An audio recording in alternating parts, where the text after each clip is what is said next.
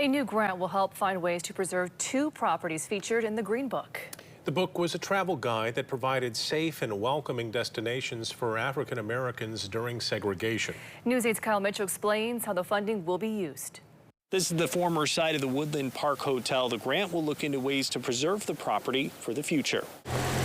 This former grocery store represents more than years of keeping people fed in Idlewild. Pretty much kept the community together. Eric Lindsay's family owns the property that includes the store, one of two sites in West Michigan that will receive funding from the National Park Service's African American Civil Rights History Program. Leela Wilson, who actually built the house, also built the Paradise Club used to sit here, and then the Wilson grocery store is here. The Michigan Economic Development Corporation announced this week that a $75,000 grant had been awarded through the Michigan State Historic Preservation Office. The site of this Newaygo County hotel in Woodland Park will also benefit. The funding will be used to hire a preservation consultant to study the state of the property and ways to protect it or find a new purpose. In the preservation world, we call it adaptive reuse.